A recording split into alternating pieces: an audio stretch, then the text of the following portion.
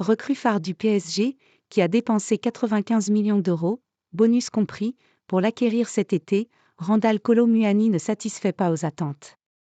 Cependant, l'international français est convaincu qu'il réussira à Paris.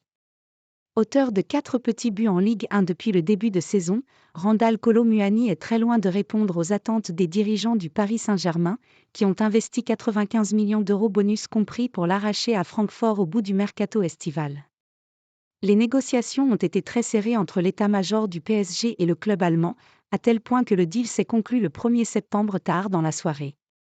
Malheureusement, l'international français aux 13 sélections a beaucoup de mal à convaincre à tel point que Luis Enrique en fait désormais un remplaçant derrière Bradley Barcola. Kolo Muani reste optimiste au PSG. Les mauvaises prestations de Kolo, mais aussi de Gonzalo Ramos ont obligé l'entraîneur espagnol à replacer Kylian Mbappé en tant qu'avant-centre.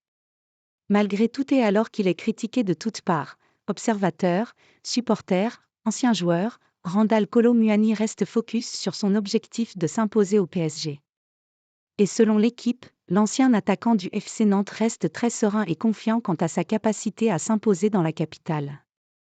Dans un contexte très nouveau avec un niveau de pression inédit pour lui qu'il a dû appréhender, parfois avec difficulté, Kolo Muani est convaincu de sa capacité, lors d'une phase retour où il est toujours plus à l'aise, à s'affirmer dans le 11 parisien, indique le quotidien national.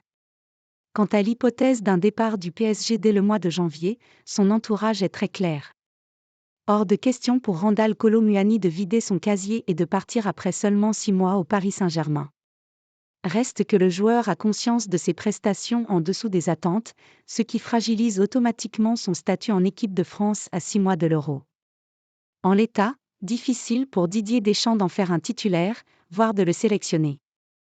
Marcus Thuram et Olivier Giroud passent devant lui à ce jour. Au buteur parisien de tout faire lors de la seconde partie de la saison pour inverser la tendance.